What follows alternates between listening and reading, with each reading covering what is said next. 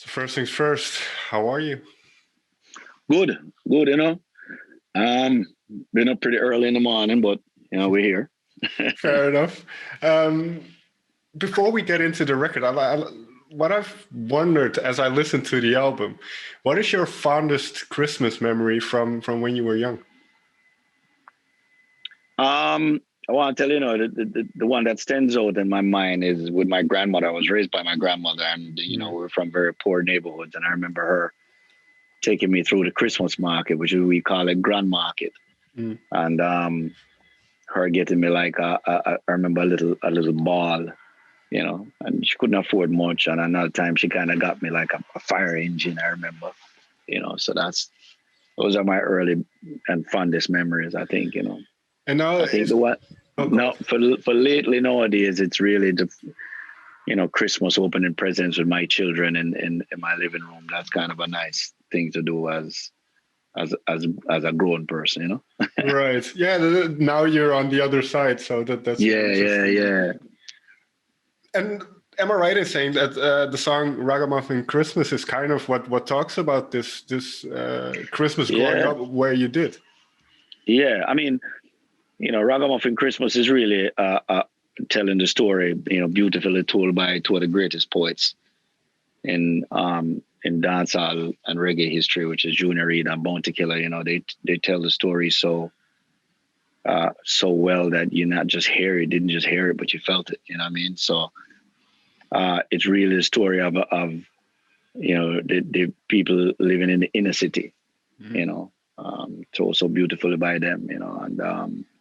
And then you could go to something like a holiday in Jamaica with Neo, and you'd get in Christmas in Jamaica from a tourist standpoint, Mm. from a visitor standpoint. You know what I mean? So yeah, it's different. It brings you to a roller coaster ride of emotions and scenarios and experiences in throughout the Caribbean Christmas.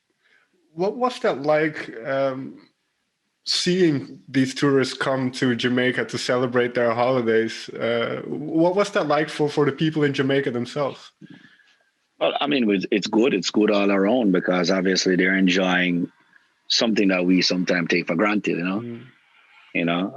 But it's also good for the economy. It's a lot of people go out and they hustle for Christmas. The more tourists you have there, the more chance of making a bread. So it's I don't see a downside to it. Mm. And I don't know if you ever had, but have you ever celebrated a cold Christmas? Yeah, yeah, yeah. I have a home here in New York, and Okay. I'm between New York and Jamaica, back and forth all the time. So yeah, Mm. Okay, and you know. then obviously I can tell which one you prefer. Um, Yeah, I'm not a fan of the cool as much, you know. But um, it can be fun, I've been here with my kids before, and they want to go Christmas shopping, and they want to go to all the stores, and they want to go ice skating at the ice skating ring, and yeah. So it's it can be funny. I mean, really, when you're with the right people, man, everything is nice. And you can have fun in a cemetery, if you're mm. with the right people. Yeah. And that comes across, I think, very well on the album, where it's all about the people that you share it with. The kind of Yeah. Yeah. so. Well, I mean, everybody that's collaborated on it are people that have great relationship with. Mm. It's really relationships. It's relationship driven. No, but I can imagine that, especially for instance, growing up in Kingston, then it becomes even more important to have those people around you because there isn't much wealth, there isn't, so the Yeah. people that are around you become even more important. How did you experience that, and over the years? Well, your life has changed as you go along. But Mm, the boy I was then is not the person I am now. And I still keep a close group of friends with me. Very tight clique of people that I have a lot in common with, people that we have fun with, people that we vacation together, and hang out together and have a vibe with. So um, that is always good. It's everything is about keeping the energy up. And if you have the energy on a positive, then you're good. and I mean that's quite interesting as well because you've been in this music business for quite a while now, and Mm. saying keeping this energy up, what keeps you going? Because you've been so active, and even just last year with Sting, and then it just keeps going. What keeps you motivated? I enjoy it. I enjoy it, and it's really the fact that I really suck at everything else, but I enjoy it.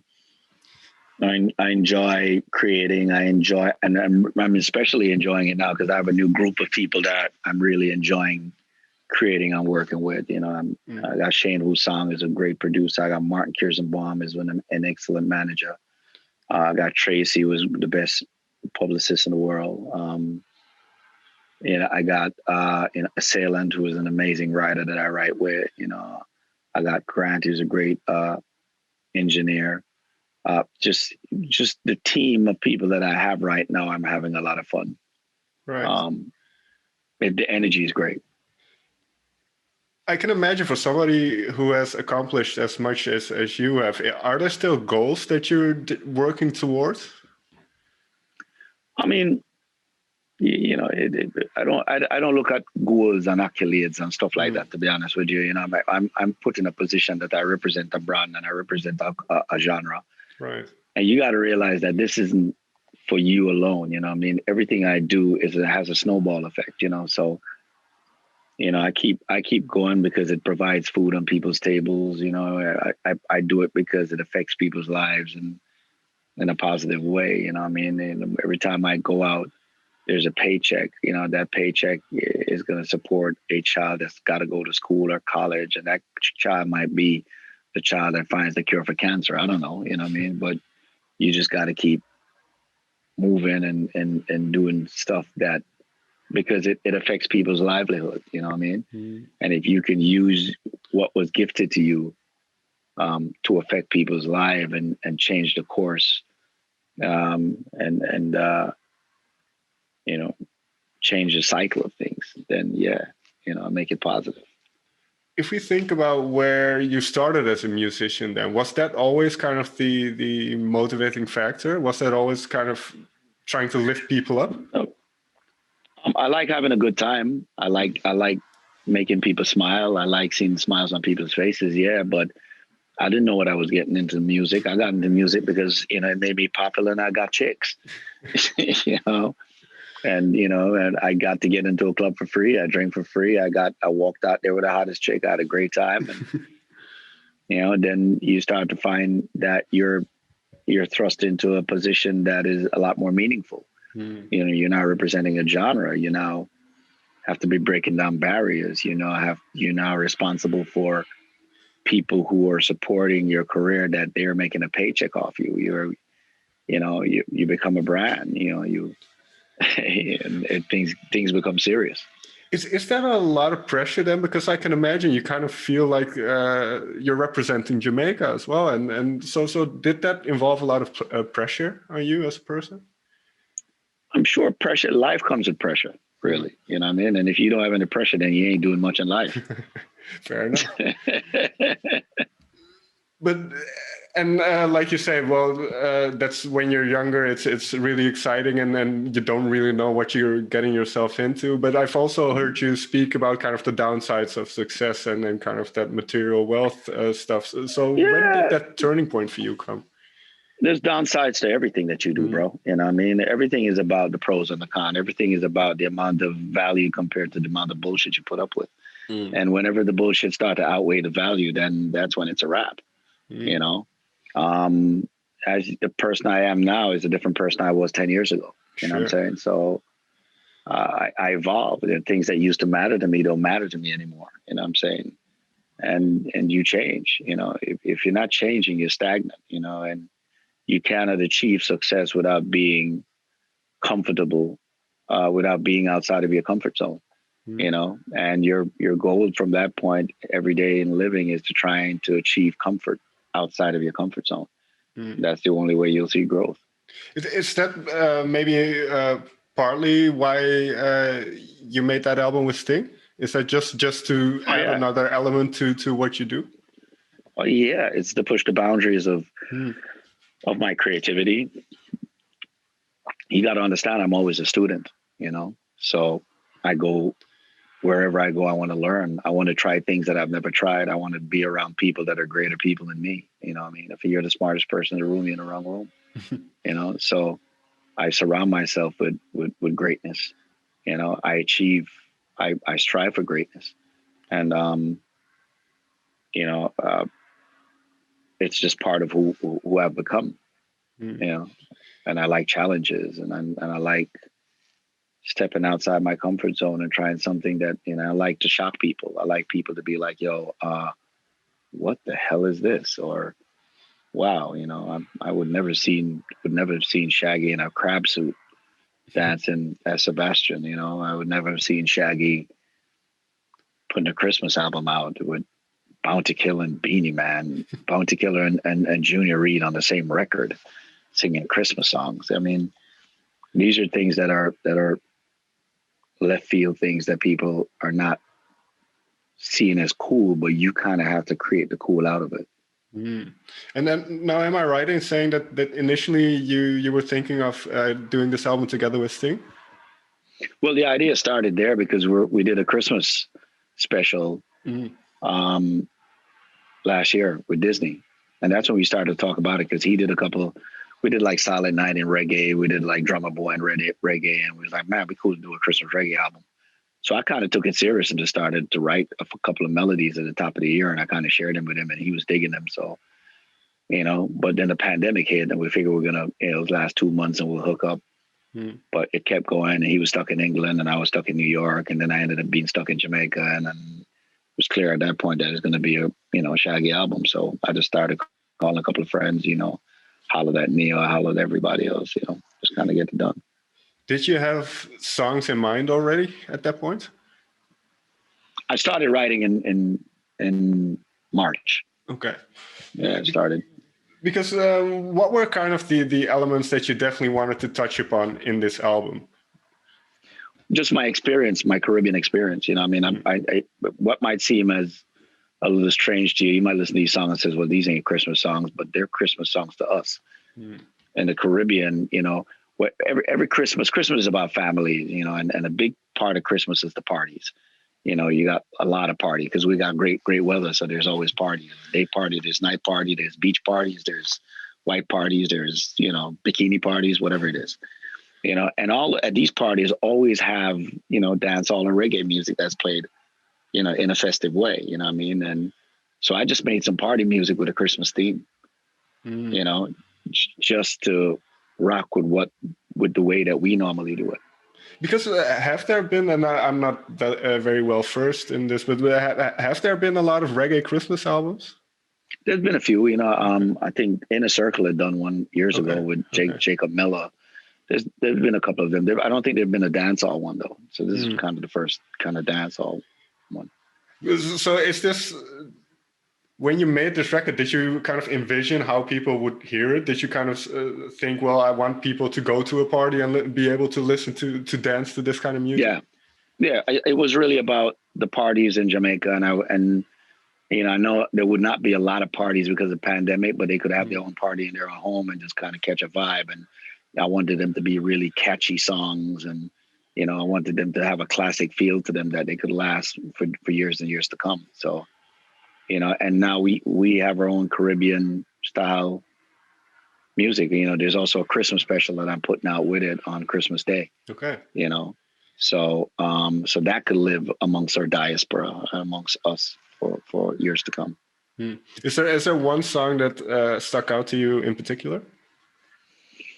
Each song is kind of made in a different feel. If you listen, it's like a roller coaster ride of emotions, sure. And I'm really pleased with how everything really turned out. I like Warm and Easy, because it's a little bit different, and I'm singing in a different tone there. And, I even like the classics, I'll Be Home for Christmas. I like that whole reggae vibe that I put on there, the drum on board, we put some great music on there. And, Take You to the Cool with me and Conqueror and Richie Stephens is just, I like it because it talks about Jamaica as being the cool. Because if you think about Jamaica, an island with 3 million people and the impact that it has had on the global culture is pretty astonishing. There's a cool factor that comes with being Jamaican or with Jamaica. You look at Katy Perry and you look at Lady Gaga, everything that you're seeing there is Grace Jones, So, it's been such an impactful country and culture, So, it talks about you. I take you to the cool. So this is the cool. Let me go to, because what I find interesting then is because you mentioned kind of when you started, you're kind of representing this whole group of people. So now that we're in a moment of reflection, do you think about legacy and do you think about how you kind of? I'm big on legacy. Okay. Yeah, I try not to live in the past. I think it's right. dangerous to really reflect on the past and live into the past. It's very dangerous for your future. A wise man told me that if you're in a car, the rearview mirror is this small, the windshield is this wide, so why focus on the rearview mirror? You know what I mean? So I my thing is, if there's a legacy to be left, it's going to be the fact that I've affected people's lives in a positive way. You know what I'm saying? I've changed the course of their cycle, from me making these songs or doing of impacting their lives or using my celebrity towards making a change in charities or whatever it is, or, or inspiring people. That's what I'm about. I mean, it's, I'm excited for the next thing. I surround myself with young people. I try to keep my fingers on the pulse. I listen new music, I like some of it. I hate some of it, but I'm in the now, Okay. and I try to stay in the now.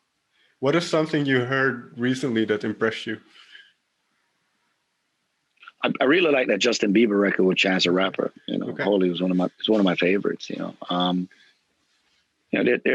a lot of songs out there that's cool. I like the new Busta Rhymes album. I think Busta did an amazing job, man. He kind of found a way to bridge the old with a lot of the new, and create this really amazing hybrid sound that he did. So I'm pleased on that. So there's a lot of stuff out there. I like Billie Eilish. Okay. I love what she's been doing. I'm always been a big fan of BB Rexa. I love what she's been doing. So. Okay, and well, saying you prefer to live in the now. What are you? Well, it's still Christmas, so you have this album to focus on. But have you already thought about what you want to do next? Oh yeah, I'm on to the next thing already, man. Okay, big time. I'm needed. Okay. I was in here at 5 a.m. this morning, cooking, and doing a bunch of stuff. So yeah, there's a lot of things that I have lined up for the next year. This might be a difficult question to answer then, but where does that need to create come from? I think me creating right now is really because of the pandemic, because I find myself with a lot of time on my hand, but really when, before it was really about the touring. I really enjoyed touring. Okay. That's why I got into music, was for the live aspect. What was it? Was it the connection with the people?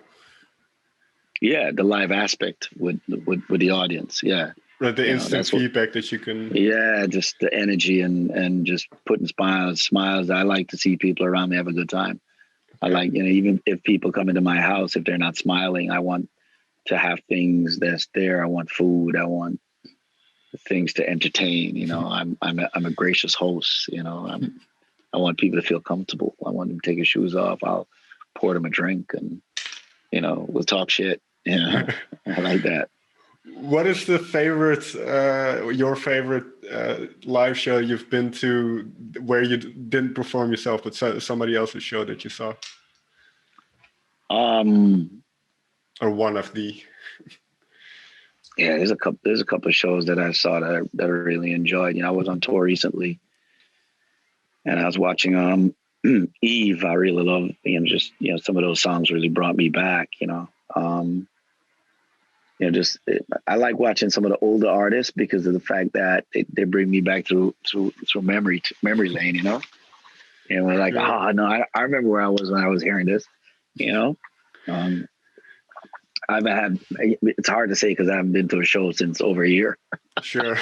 It feels weird, right? Yeah, this feels weird. I haven't been to a concert, I haven't seen anybody live, but before that, we were on tour with me and UB42, and we had some fun with that too. So yeah.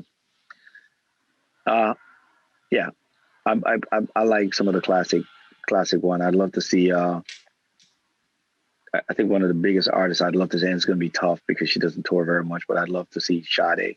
Okay. Yeah, that'd be a concert I'd really love to watch. You know, because she's just been one of my favorite for years, and she's iconic, and you know those songs are the soundtrack of my whole life. You know, so. Finally, then you mentioned kind of wanting to reach people and touch people and make them feel happy with your music. What does making the music do for you? What does it kind of does it have a similar effect on you? Kind of does it help you understand the world? Does it make help? I mean, you know, I try to write songs that's very relatable to people's lives, you know. And the experiences that I've gone through makes me a better writer, you know. And I try to put myself in people's shoes a lot, you know, just kind of figure that out, and so I could actually create a story, you know. And I comb the internet a lot and look for sayings and little things that really connect. You know, it's like a song that's, you know, I wrote a song that says, if you're the last person and the smartest person in the room, you're in the wrong room, and I had to turn it up into a song. I read something else that says, you work so hard to make a living, right? Don't forget to live. You know, and actually on the Wagwan album, I wrote that. I work hard to make a living and go hard. So focused on making a living, I forgot how to live. You know what I mean? It's just coming up with a lyrical, just ideas that is very relatable to everybody, because sometimes we just be going. Well, final question then, because one thing I've really gotten from a lot of Jamaican music are those little kind of words of wisdom, those little sentences of wisdom. Is that something very Jamaican? I just think it's your taste. You know, you're either going to be a person that want to just listen bullshit, or you want to listen music that relates, you know. And it all comes to the mood, because if I'm in the club, I don't want to hear no fucking mood music. You know, I want to hear that repetitive garbage that makes me just, you know, that dumb shit, that dumb down music. You know, I want to be drunk and saying some dumb shit, you know. But if I'm driving, or if I'm on a mood where I'm on a plane or in a vibe that I'm just on vacation, there might be different artists and different songs. Like, you know, like, I listen to some Al Green when I'm driving. I love Al Green, you know what I mean? Or Bill Withers, you know, when I'm rocking. But if I'm on vacation, I'm going to some Gregory Isaac, you know what I mean? Right. You know, or because I'm with my girl, and you know, I'm going to be fogging up the windows for a while. I play me some Gregory Isaac for that, you know. Or, you know, every time I'm smoking, I'm play Bob if I'm smoking. Okay. You know, because that the way Family Man Barrett, you know, how Fam and them play that bass line, and how it's you know, it's the thing with Bob Marley music. It's not hair music; it's feel music, you know. And you feel it, you know what I mean? So when it's a vibration. If I'm smoking and having a good vibe there, or I'm drinking, I want to hear that. So everything is mood oriented, you know. Okay. Well, Bob Marley was kind of what I was thinking of when there were always these sayings like every day the bucket goes to well, one day the bottom will drop out. Those kind of little sayings of wisdom. Yeah, I really took that from that music. Yeah, throw him a con, but don't call no foul, you know, that kind of shit. You know what I mean? Yeah, so Bob was good at that, of taking little old school saying, you know what I mean? The mother tired for my face, can't get me out the race, you know what I mean? Shit like that. He's good. He was good at taking those and being very prolific. One of my favorite, if I have to, it's hard to say you have a favorite Bob Marley song, because you kind of like all of them. You know, he's probably the only artist in the world that you could say you like every song. You know, there's Beatles songs that I don't like. There's Michael Jackson songs I don't like. There's Stevie Wonder songs I don't like. But there's not a Bob Marley song I don't like. There's some I like more than some. You know what I mean? So, and he's one of the few artists that you could say that about. But one of my favorite is War. You know, is how he took, you know, Haile Selassie speech and put melody to it and turn it into an iconic song.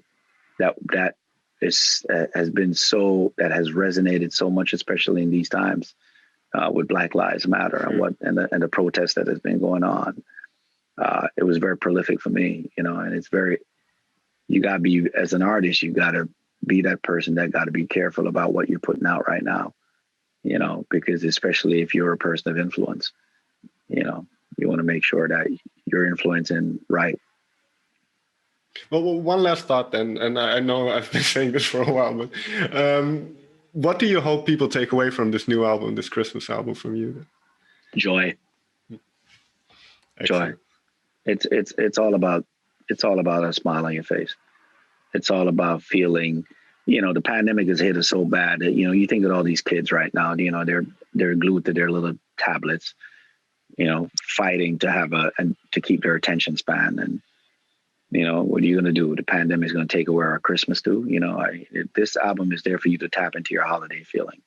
It's to shock you. It's to make you be like, oh shit, remember it's Christmas. Remember you have kids. Remember those kids need to look at 2020 and not see it as the worst fucking year in their life. There has to be a light at the end of the tunnel. Excellent. All right, Shaggy. Thank you so much for your time. All right. Give thanks, my brother. Come on, respect.